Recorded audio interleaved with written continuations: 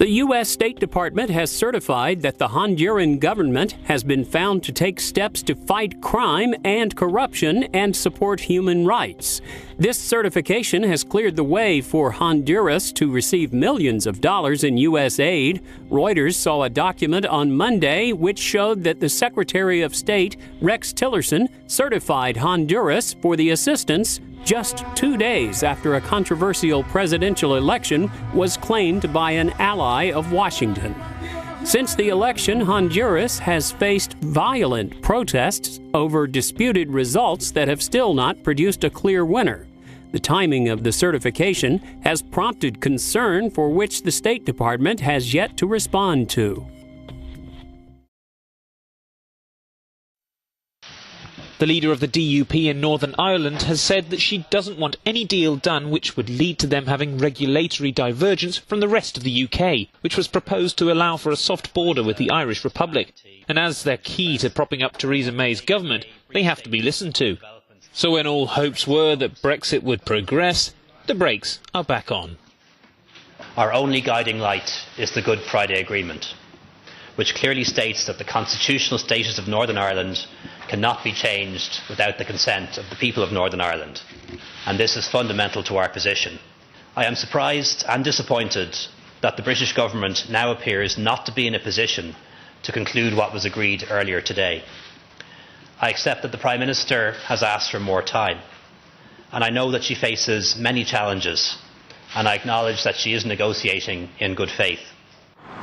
To add to the pickle, senior politicians from Scotland, Wales and London are now saying that if it's possible for Northern Ireland to have such a deal, then they should be able to have the same if they are to stay competitive. Portugal's Finance Minister Mario Centeno has been chosen as the Eurogroup's next president. The Harvard-educated economist, who has been praised for guiding Portugal out of its debt crisis and into strong growth, beat off competition from rivals from Slovakia, Latvia and Luxembourg to secure the top post.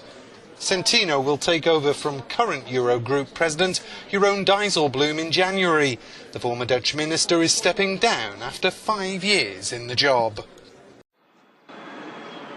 Spain's Supreme Court has withdrawn an international arrest warrant for Catalonia's former leader Carles Puigdemont and 4 of his cabinet members, saying the politicians had shown willingness to return to Spain. All 5 travelled to Belgium following a unilateral declaration of independence in the Catalan parliament on October the 27th, which was considered illegal by Spanish courts. The court said the withdrawal of the arrest warrant also prevented more than one European jurisdiction overseeing the case. Belgian courts had been dragged into it and were deliberating on whether to extradite the politicians.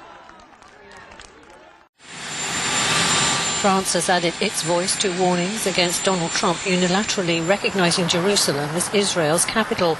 Concerns have been raised as the US president missed a deadline to sign a waiver delaying the relocation of the US embassy from Tel Aviv to Jerusalem.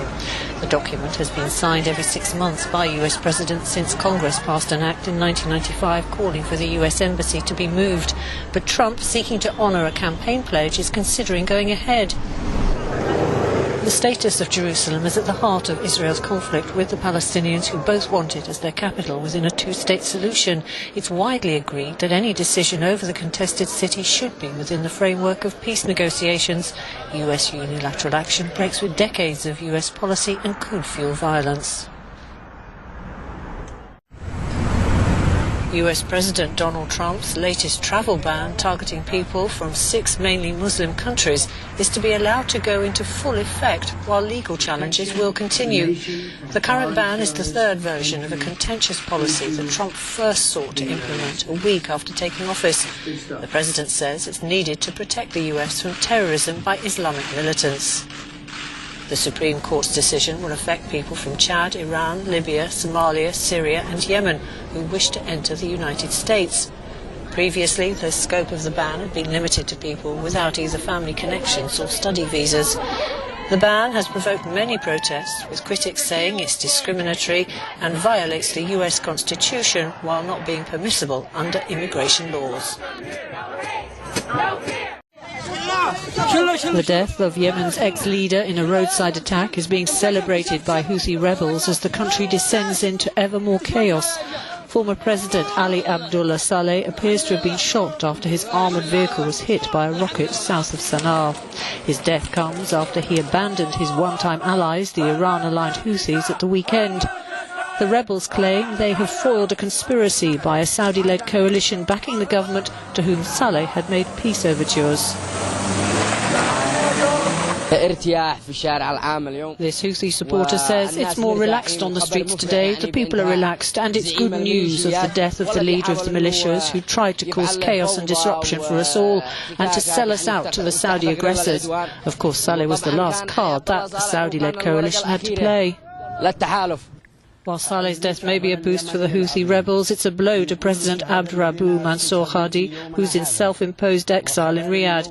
He's described the Shiite rebels as Iranian militias and urged the Yemeni people to rise up against them. Saudi-led militias in the contested city of Taiz say they're preparing for battle with the rebels as the country plunges deeper into civil war. International calls for all sides to re-energize political talks appear to have fallen on deaf ears.